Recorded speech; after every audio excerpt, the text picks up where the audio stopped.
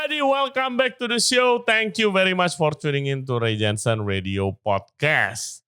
Kita masih di dalam bulan Ramadan dan bentar lagi akan Lebaran. Jadi kita mau bahas hari ini kue kering, mulai dari nastar, lidah kucing, kastengel, dan lain sebagainya.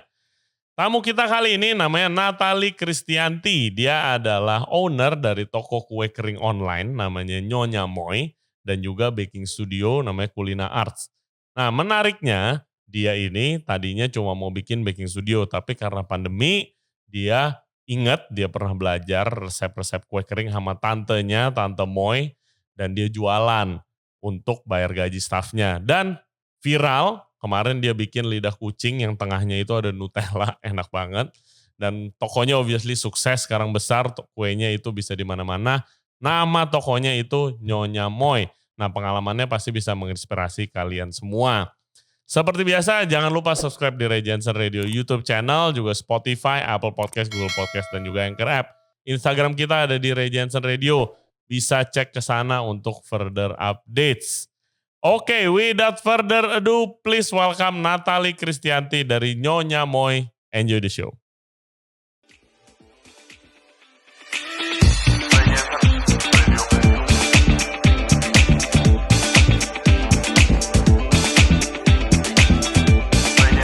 Hai Natalie. Hai Ko.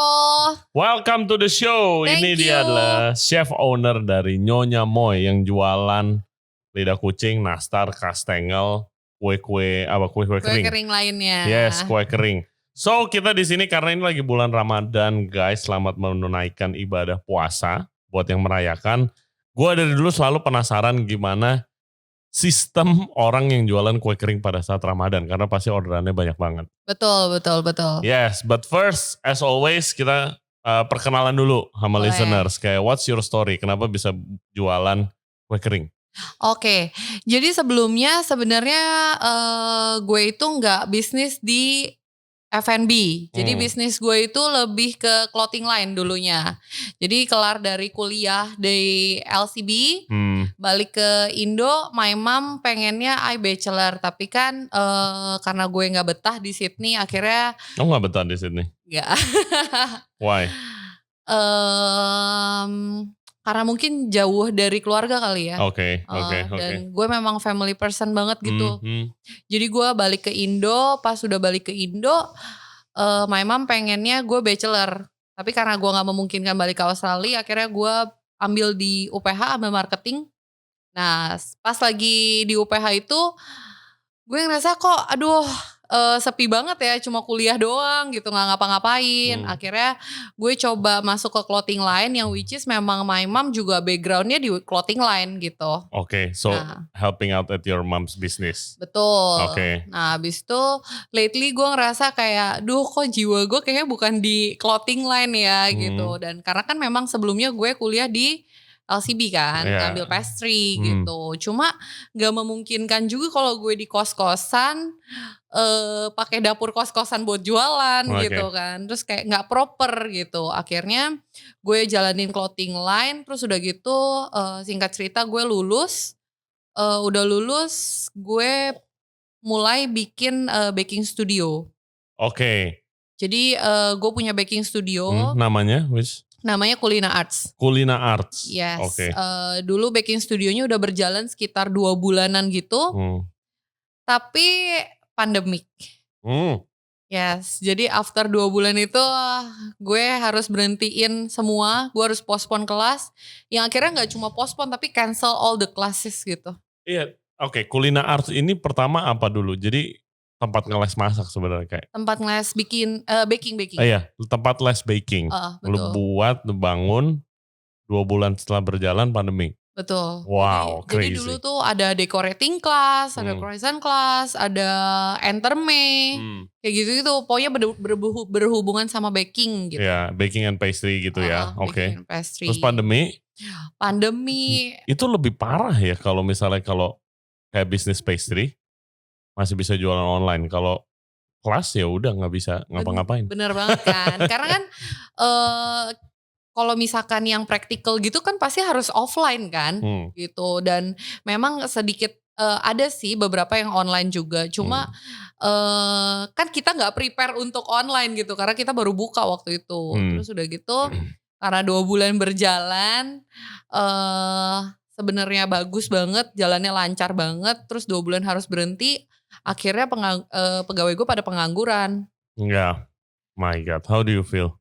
Aduh gila, kayak waktu itu tuh di titik dimana karena gue udah gak boleh minta duit lagi kan sama parents gitu. Oke. Dan my parents sudah Oh, you leave your mom's business. betul, jadi kayak pas sebelum dikasih tempat baking studio ini kayak my mom bilang kayak, "Gue kasih waktu lu 2 tahun buat bangun bisnis lu sendiri, kalau lu sampai gak berkembang, lu ikut gue lagi," gitu. Oke. Jadi kayak karena gue bener-bener gak tahu kenapa gue suka banget sama F&B gitu kan. Pengen banget nyemplungnya di F&B, bukan di clothing line gitu. Jadi kayak gue bener-bener berusaha semaksimal mungkin kayak pas 2 bulan itu gawat. Gue cuma punya waktu 2 tahun, tapi 2 bulan aja bisnis gue udah collapse gitu loh. Oh my God, ya. Yeah. Terus what do you do? Akhirnya staff nganggur semua. Staff nganggur kan. Akhirnya karena memang staff gue banyak kan juga punya background di kitchen. Jadi gue ngajarin kue-kue yang simple aja menurut gue. Karena sebenarnya gue pengennya jual French pastry sebelumnya. Cuma gue pikir-pikir, duh kayaknya terlalu late untuk R&D. Terus udah gitu nanti ngajarin dia sampai bisa lagi. Gaji udah jalan. Iya gitu kan. Terus udah gitu gue harus muterin duit secepat mungkin sebelum 2 tahun itu lewat gitu kan. Dan akhirnya gue punya aunty yang memang dari dulu tuh suka banget di kitchen bareng gue. Jadi tiap kali dia pulang toko dia pasti ke rumah gue untuk di kitchen gitu. Tante lu nih. Ngerjain apapun gitu. Mau masak, mau bikin kue gitu. Dan semua hasil karyanya dia tuh enak-enak gitu. Tapi kan memang dia kan memang resep jadul gitu loh kok. Yang di-develop sama dia gitu. Nah, Kue apa? Kayak misalkan kue nastar gitu. Memang udah resep dari mamanya, neneknya. Oh, resep keluarga turun-temurun. Resep keluarga yang turun-temurun kayak gitu. Cuma kadang diganti sama dia, kok gue kayaknya lebih suka yang teksturnya kayak gini, kayak gitu. Nah sama gue akhirnya gue dagangin lah, tapi versi gue lagi gitu. Jadi resepnya masih sama. Tapi pemilihan ingredientsnya aja yang gue perhatiin. Jadi gitu. Nyonya Moy, lahirlah Nyonya Moy ini. Lahirlah Nyonya Moy yang which is my auntie name. Oh tante lu namanya Nyonya, namanya dia tuh Moy Moy sebenarnya. Moy Moy, oke. Wow, jadi ini resep turun-temurun keluarga lu lah, more or less. Betul. Oke. Terus kenapa lu choose selain training lebih gampang tadi, karena you're the first one, lu jadi satu-satunya yang gue kenal kalau lulusan sekolah masak luar negeri nih gitu kan, pastry, malah jualannya nastar kue kering gitu. Yang pertama itu kan yang karena trainingnya sebenarnya gampang gitu. Yang kedua sebenarnya gue lebih mendedikasikan ini juga sih sebenarnya ke my auntie gitu. Karena anak-anaknya tuh sebenarnya nggak ada yang di bidang kitchen, nggak ada yang di dapur gitu kan. Terus selama ini tuh gue memang deket banget sama dia gitu dan memang resepnya dia kan. Jadi terus itu tante lo help out in the kitchen juga? Dulunya iya, tapi sekarang kebetulan udah gak ada orangnya kena COVID. Yes. Sorry. Sorry banget gak tahu. Wow, kayak keeping her legacy alive juga dong. Betul. Oh my God. Makanya gue sampai sekarang sebenarnya juga cukup bangga sama apa yang udah ada sekarang ya, karena pasti gue yakin banget di sana dia juga pasti happy banget lah lihat seberkembang ini gitu. Yes, guys, ini no joke, nastarnya enak banget sih. Nastarnya kastengelnya enak banget. Dan lu juga the first yang ngisi kastengel di dalamnya pakai coklat. Betul. And ada lidah kucing yang dilapis di dalamnya Nutella. Betul. Kepikiran dari mana ya? Jadi ceritanya gini waktu itu kok. Gue lagi makan martabak ya.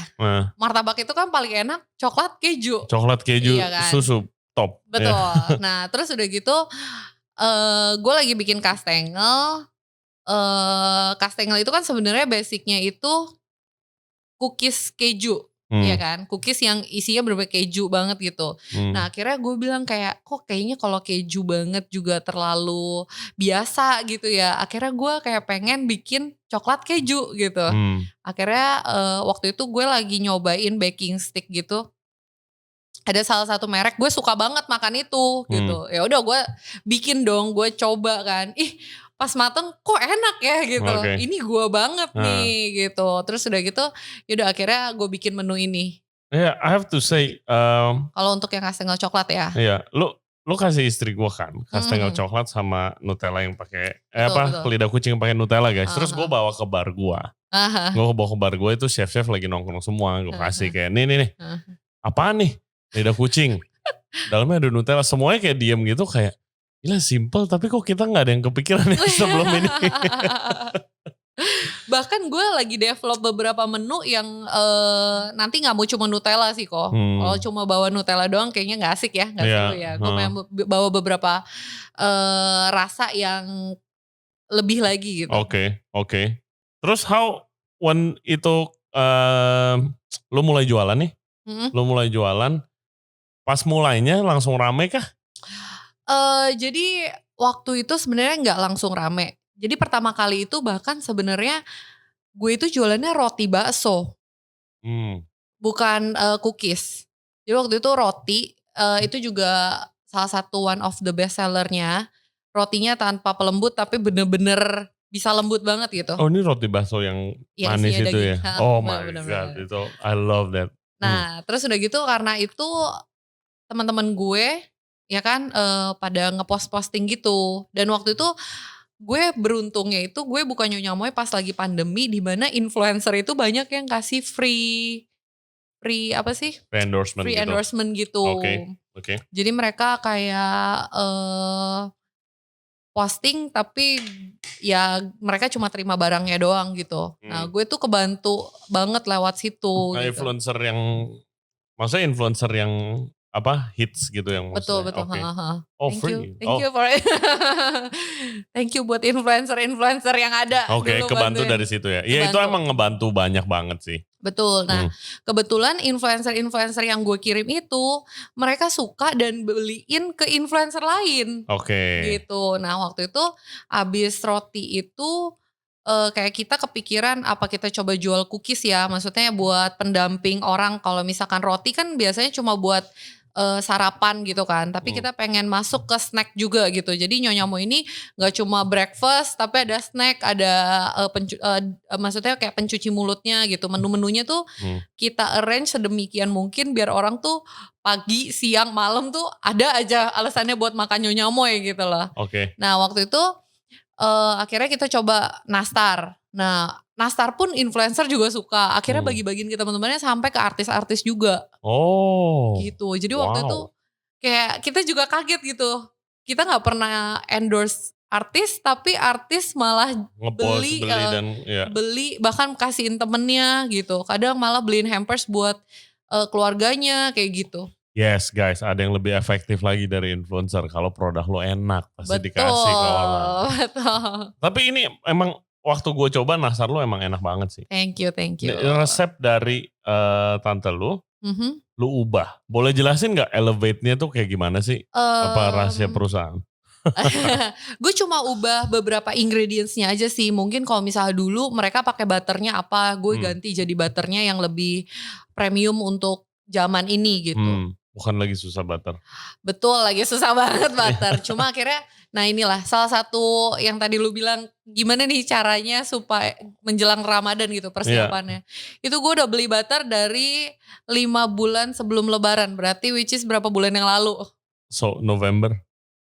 Yes. Oh my God. Buat Ramadan April lu nyetok butter dari November. Iya gue inget bulan Desember aja kita tuh ngupload episode kayak baker nih lagi curhat kayak gila butter kemana susah banget gitu kan. Betul. Dan gak cuma butter tertentu, semua butter. Semua butter, mulai dari butter Prancis, butter Belanda. Dan gue denger sekarang krim juga lagi susah. Betul, jadi kayaknya produk dairy memang lagi susah masuk ke Indo sih kok. Iya, gue lagi minta yang kemarin kita ada event kan ada orang supplier kan.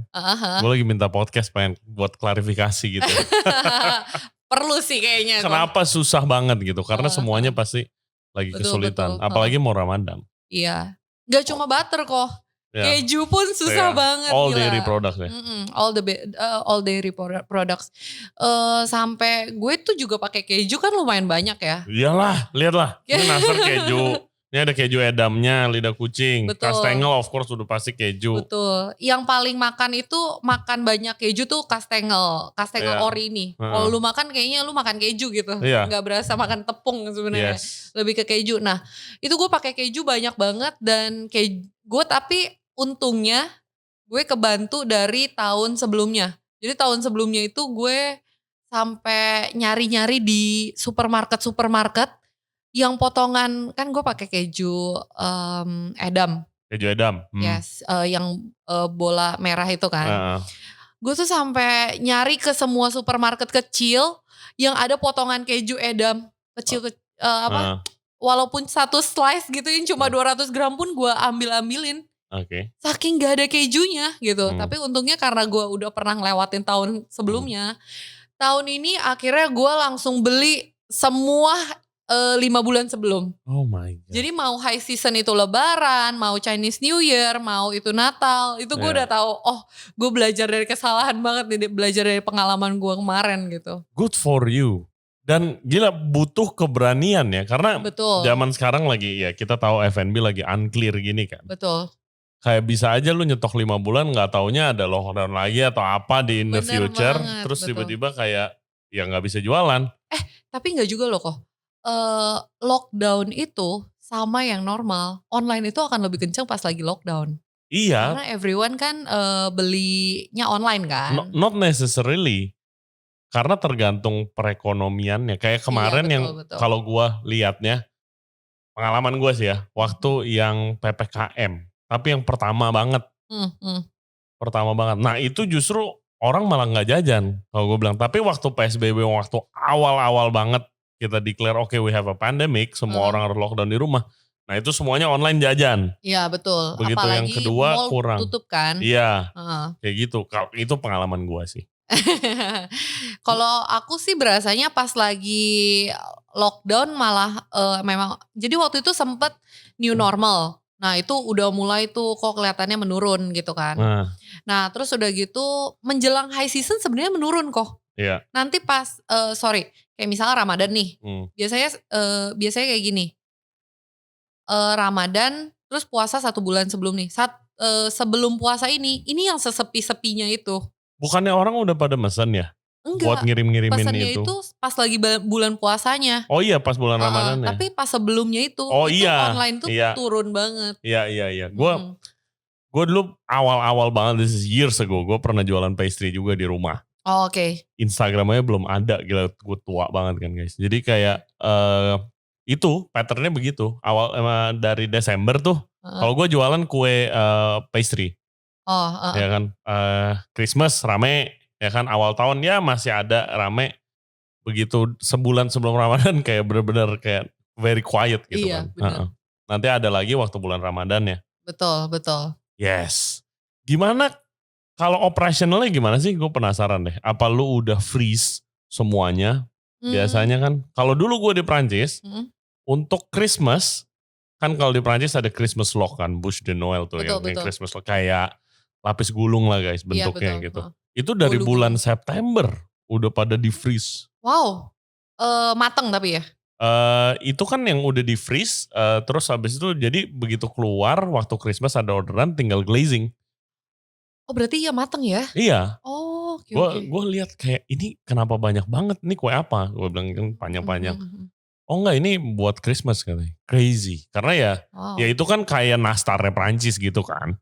Betul. Harus pada makan itulah pokoknya kalau Christmas gitu kan. Kalau kue kering gini lu nyetok juga gak sih atau gimana? Nah kalau gue karena sebenarnya Nyonya Moy itu gue dari pertama itu udah nentuin nih. Gue maunya gak pakai pengawet. Jadi bener-bener cookies gue gak ada yang pakai pengawet. Jadi gue gak mungkin bisa ngestok di mateng kayak 2 bulan, 3 bulan sebelum sih nggak bisa. Tapi paling ada beberapa yang kayak kita bantu mulai dari selainya. Jadi selainya kita bikin dari 2 months before, tapi kita freeze gitu. Tapi bener-bener kita punya satu tempat yang memang khusus cuma buat simpen si selainya doang gitu. Jadi bener-bener tempatnya kita juga perhatiin kok. Karena kan kalau misalkan kita nge-freeze tapi suhunya naik turun sama aja gitu. Lu nge-stok juga kayak barangnya jadi quality-nya gak bagus gitu. Emangnya tahan berapa lama sih? Kalau selai itu sebenarnya lama. Kenapa? Karena kita kan bener-bener masaknya kering banget sama gulanya lumayan tinggi kan. Jadi lumayan lama. Tapi kalau misalkan kayak udah jadi nih gini. Udah jadi. Shelf life-nya berapa lama? Masing-masing cookies beda-beda. Kalau nastar itu sekitar 2-3 minggu. More than dari 3 minggu menurut gue wanginya itu udah kurang. Oke. Ya udah habis lah biasanya 3 minggu mah udah habis. 3 jam habis biasanya. Banyak banget customer gue yang kalau beli lidah kucing, sis ini setengah jam udah habis 1 toples gitu. Iya kayak gue kemarin gila banget bawain nastar sama bini gue ambil main komputer, tiba-tiba gue begini nyomot aja tiba-tiba udah setengah. Waduh gila gak bisa sih. Oh my god. Lu naik dong berat badan bikin beginian. Naik banget. Naik banget. Nah udah gitu, tapi gue gak cuma selai sih. Sebenarnya ini rahasia perusahaan tapi gak apa-apa. Untuk di Regensen nih gue bongkar nih. Alright, thank you. Please. Jadi gue bisa ngestok adonan sebenarnya kok.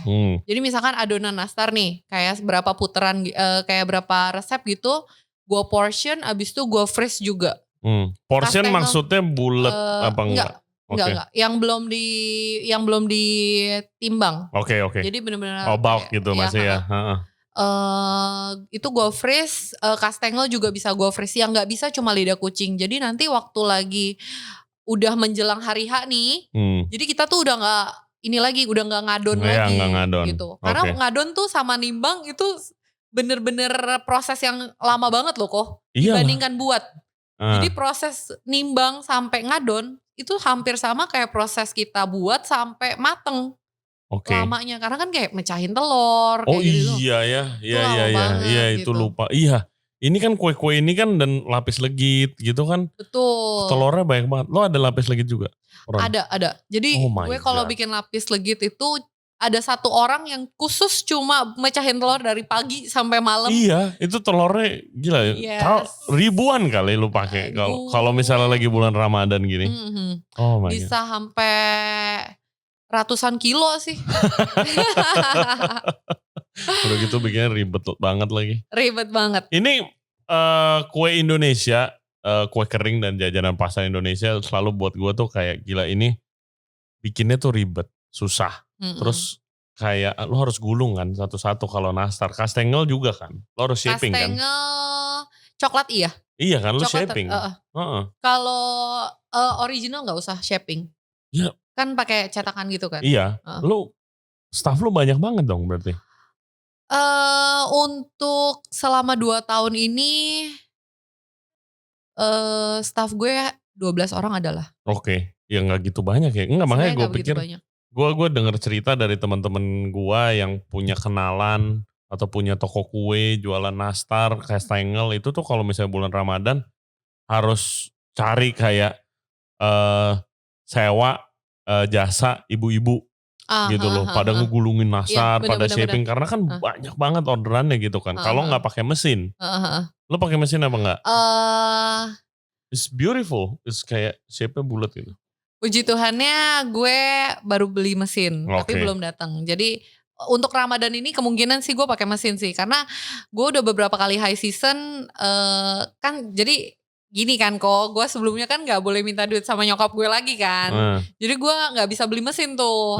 Jadi kita bakalan lembur gitu. Akhirnya berapa high season ini tuh kadang hari terakhirnya tuh malah nggak tidur sampai jam 7 pagi. Iya. Jadi udah dari jam 7 pagi sampai jam 7 pagi lagi tuh gak tidur gitu. Itu untuk di hari terakhir biasanya kayak gitu. Cuma Semoga di tahun ini, di lebaran kali ini gak ada lembur-lembur yang sampai gimana sih. Iya, I remember, gila. I remember the days juga waktu lagi high season sih, gila sih. Bisa bener-bener literally gak tidur guys kalau Betul. punya toko kue tuh. Ngejarin orderan. Semua kayaknya, restoran juga gak sih? Restoran. Apalagi yang frozen food gitu-gitu. Tapi frozen food gampang ya sebenarnya. Karena kan ini kan udah budaya gitu loh. Ini nastar, kasengel, lidah kucing, lapis legit, lapis Surabaya itu udah budaya gitu kan. Kayak nggak ada hubungannya. Oke, merayakan Ramadan apa enggak, merayakan Lebaran apa enggak, orang pasti pasti beli buat kasih orang. Natal juga, tahun baru Cina, Xinjia juga kirim-kiriman gitu loh. Jadi kayak oh my god, itunya lu ngomong gitu gue berasa gitu waktu zaman gue lagi Natalan, orderan banyak banget. Gue masih di dapur rumah, tuh gak tidur gue, gila banget. Gue juga sempet di dapur rumah dulu, sebelum ada dapur ini, gue sempet di dapur rumah tuh juga crazy banget. Apalagi dapur rumah tuh bener-bener ini ya kok, bener-bener gak proper untuk production kan. Iya. Dan gue belum punya tim waktu itu, wah gila itu keringat bercucuran itu. Jadi kan lu muter otak waktu Kulina Arts, kelas masak lu itu kehit sama pandemi, muter otak, jadilah ini gitu. Betul. Berarti Kulina Artsnya gimana sekarang? Untuk sekarang gue ngajar private. Jadi ada beberapa murid yang kayak, sebenarnya gue ngajar private gak cuma kue-kue tradisional tapi kue Prancis juga. Jadi kayak western pastries gitu. Opera cake, cheesecake, kayak gitu-gitu gue banyak yang ngeles juga sama gue gitu. Dan juga gue mulai online karena gue kaget juga gitu. Kemarinan itu gue kaget, gue cuma iseng doang bikin online kelas, ya kan. Yang ikut itu muridnya ada yang orang Indo, yang tinggal di Jerman, yang tinggal di Australia. Bahkan yang terakhir itu tuh tinggal di Eropa, sampai tapi ada Wismannya gitu waktu itu. Dia cerita, ini tapi gue pengen banget nih karena gue kangen banget sama roti Indo waktu itu, dia bilangnya gitu. Akhirnya gue bikin online kelasnya, gue iseng, yang ikut tuh malah orang-orang Indo yang tinggalnya di luar negeri gitu. Dan gue ngerasa kayak, oh ternyata online kelas juga laku ya. Bahkan orang luar kota, yang misalkan kayak di Kalimantan, yang kayak biasanya les ke Jakarta, tapi gak bisa datang, malah ikut online kelas gitu. Nah online kelasnya kayak gimana sih?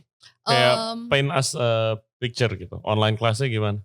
Jadi mereka nanti bakalan gue kasih join grup gitu. Nah di grup itu ada video gue. Tapi biasanya kalau misalkan video itu gue bakalan jelasin sedetail mungkin. Biar mereka walaupun online, mereka tuh ngikutinnya bisa gitu loh. It's not live berarti ya? Enggak live. Oke.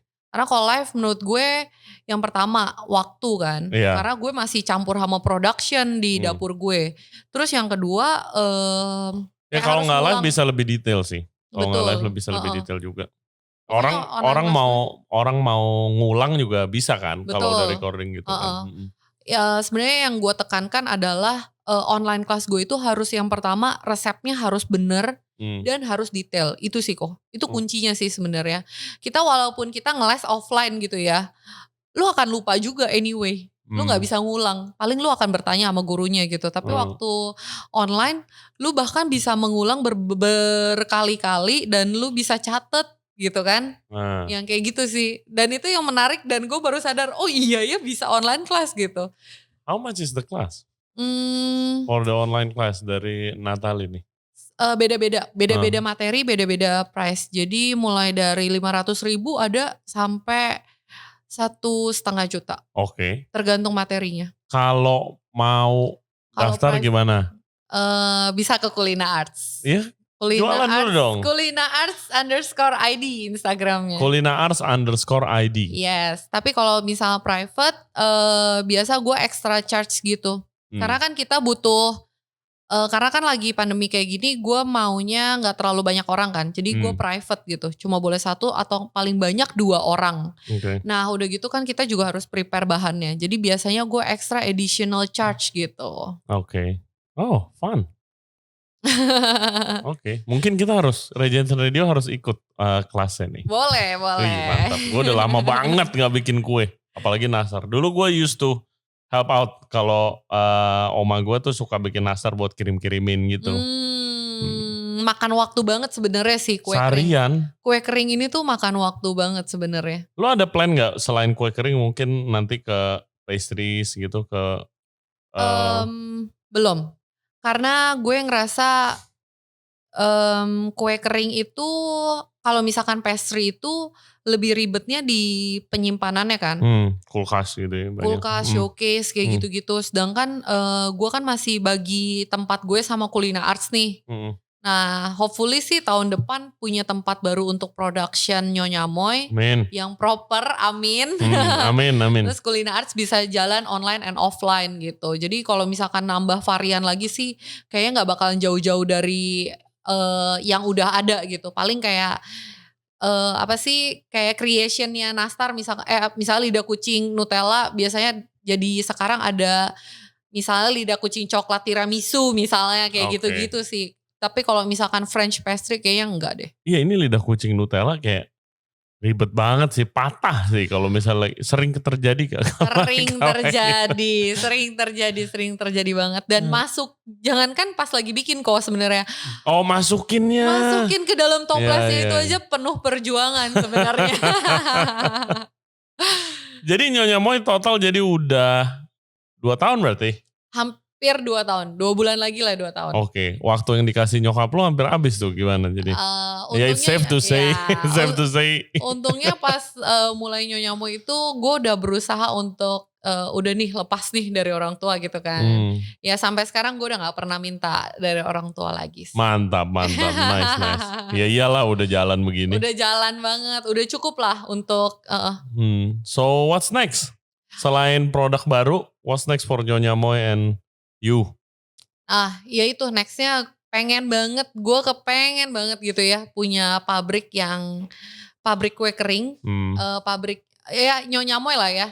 Jadi tempat production yang memang proper tapi seperti pabrik gitu. Jadi yang jalanin itu nggak manusia tapi mesin. Jadi ya pasti ada manusianya, cuma maksudnya lebih ke mesin gitu. Jadi gue lebih suka nambah sesuatu yang mesin dibandingkan manusia gitu. Ribet ya ngurusin orang. Betul, sumber daya tuh ribet banget gitu kan. Jadi gue pengen banget dari mesin satu ini nih yang bakalan datang nih nanti bakalan nambah lagi gitu. Gimana ya? Iya gue sih kagak tahu bedanya. Tapi lu pernah nyobain nastar misalnya? Yang dari mesin sama yang dari tangan lebih. Kebetulan sebelum gue beli mesinnya gue udah tes mesinnya beberapa kali sih. With your recipes gitu. Yes, harus. Iya dong. Harus atau enggak ini kan. Jadi mulai dari selainya, adonannya, adonan nastar, adonan kastengel semua udah dicobain dulu nih di mesinnya. Apakah nanti jadinya sama apa enggak sama yang manual ya kan. Itu kan yang terpenting sebenarnya kok. Ternyata pas dicoba runningnya oke, terus udah gitu sama juga akhirnya baru berani beli. Kalau enggak juga gak berani beli sebenernya. Masuknya kayak lu masukin selai, lu masukin adonan. Iya. Jadi dia mesin shaping doang kan? Atau lu masukin bahan langsung jadi? Masukin bahan nanti keluar udah jadi nastar. Luar biasa. Gila. Jadi itu save time banget kok. Karena iyalah, kan nastar save time, save money. Betul. Nastar itu kan nimbangnya itu 2 kan. Selai harus ditimbang, kulitnya juga perlu ditimbang gitu kan. Nah cuma yang memang harus diperhatiin itu olesannya. Kalau misalkan shaping habis itu mereka keluar gitu kan tetap mesti dioles, di egg wash kan. Nah itu yang masih makan waktu sih sebenarnya. Ya itu kayaknya nggak ada mesin yang itu belum ada deh. Iya ada sih. Oh ada juga. Sekarang semuanya. Oh ya spray gun. Tapi kan yang gerakin harus orang kan. Betul, yang gerakin mesti orang. My God, yes guys. Tapi sebelum beli mesinnya, sebelum lu cari mesinnya, ya harus ada yang order dulu. Betul. Jangan baru mulai langsung beli mesin, sayang banget. Iya. Wow, gila. So cool man, you're so cool. Iya. Lidah kucing sebenarnya juga ada kok mesinnya. Cuma belum ada modalnya. Mungkin after podcast ini my mom lihat gitu. Tante beliin lah. Nggak, lebih laku mana sih? What's your best selling item? Nastar, lidah kucing atau kastengel? Rata kok. Oh rata ya? Lucunya rata. Gue suka lihat ini kan. Gue kan juga punya sistem POS gitu. Jadi gue pengen tahu gitu sebenarnya tuh orang tuh lebih beli kue kering yang mana. Terus udah gitu kalau compare tuh nastar, lidah kucing sama kastengel semua rata. Tapi kalau compare tuh misalkan lidah kucing ori sama lidah kucing Nutella, of course Nutella gitu. Oh iyalah, orang Indonesia lihat hantar Nutella langsung. Kayak gitu. Nah, tapi kalau jadi gue tuh penasaran juga sebenarnya kan. Kenapa nih yang mana nih yang lebih best selling item tuh yang mana, roti apa segala macam. Ternyata semua tuh rata. Oke. Paling bedanya dikit-dikit doang gitu. Well guys, langsung aja dipesan di nyonyamoy.id. Nyonyamoy.id di Instagram. Sama lu ada TikTok katanya juga. Iya betul. Tapi TikToknya kebetulan personal branding gue. Oke. Jadi gue lebih pengen naikin personal branding karena kan gue punya dua brand. Yang satu Baking Studio, yang satu Nyonyamoy ini. Karena dua brand ini, jadi gue pikir gue kayaknya perlu naikin personal branding gue deh gitu. In your point of view, why personal branding is so important? Karena menurut gue ujung-ujungnya semua orang bisa bikin nastar kok. Semua orang bisa duplikat Nyonyamoy gitu, tapi nggak bisa duplikat gue. Mantap. Oke, that's a great way to close the podcast. Thank you banget ya. Thank you banget so much. Natalie. Semoga makin sukses. Semoga targetnya tercapai. Menu baru dan mesin lidah kucing. Soon. Nanti next podcast mungkin udah fully automated. Wah, thank you banget doanya, thank you banget. Oke, and thank you ya guys buat yang udah dengerin dan udah nonton podcast kita kali ini. Jangan lupa subscribe di Ray Jensen Radio Podcast. Kita ada di YouTube, Spotify, Apple Podcast, Google Podcast, dan Anchor App. Di bulan Ramadan yang mau ngirim-ngirim kue jangan lupa pesen di Nyonyamoy. Dan buat yang mau belajar masak di Kulina Arts. Oke. For further updates check out our Instagram di Ray Jensen Radio. Thank you very much. Stay safe, stay healthy. We'll see you next time. Thank Bye-bye. you. Thank you.